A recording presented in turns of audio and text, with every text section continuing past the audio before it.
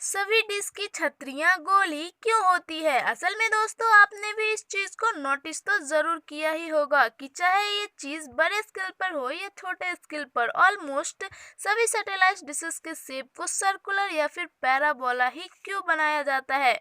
आखिर ऐसा क्यों किया जाता है? असल में दोस्तों, आप सभी जितने भी चैनल्स को इन डिशेस के थ्रू देखते हैं, उन सभी के सिग्नल्स को एक सैटेलाइट के थ्रू एक बेहद ही स्ट्रॉन्ग नैरो बीम के रूप में इमिट किया जाता है। ऐसा सिर्फ इसलिए किया जाता है ताकि वो सिग्नल्स काफी तेज स्पीड के साथ अर्थ तक पहुंच सके। अब दोस्तों, होता कुछ ऐसा है, जैसे ही ये बीम सिग्नल्स अर्थ तक पहुंचते हैं तो वो जाकर स्ट्राइक करते हैं इस मेटल डिस्क पर। अब क्योंकि इस डिस्क की शेप पैराबोला होती है, तो सिग्नल्स को खुद के ऊपर गिरने के बाद उनको एक बेहद ही अलाइन वे में रिफ्लेक्ट करके एलन बी पर फोकस कर देती है। और इस चीज को आप साधारण वे में ऐसे भी समझ सकते हैं कि जब भी एक स्क्वायर मिरर शेप किसी भी लाइट को रिफ्लेक्ट करके किसी भी पॉइंट पर फोकस किया जाता है, तो पूरा मिरर उस लाइट को रिफ्लेक्ट करके काफी बड़ा स्केल में फैला देता है,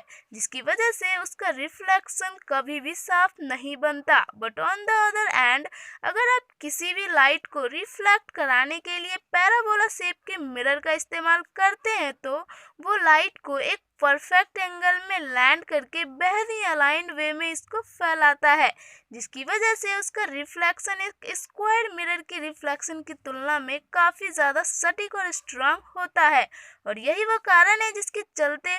वे एल पर ज़्यादा स्ट्रांग और क्लियर सिग्नल को पहुंचाने के लिए अपनी डिशेस को कुछ इस तरीके से गोल या फिर पैराबोला शेप का बनाया जाता है, क्योंकि अगर इन्हें स्क्वायर या फिर किसी अलग शेप का बनाया जाएगा तो उस कंडीशन में सिग्नल्स का फैलाव काफ़ी बड़े स्केल पर हो जाएगा, जिसकी वजह से आपके टीवी चैनल्स आपको लैग करते हुए दिखाई देगी या फिर वे कभी भी हाई क्वालिटी में ब्रॉडकास्ट ही नहीं हो पाएंगे। सो फाइनली अब आप जान गए हैं कि सभी सैटेलाइट डिशेस को गोल ही क्यों बनाया जाता है।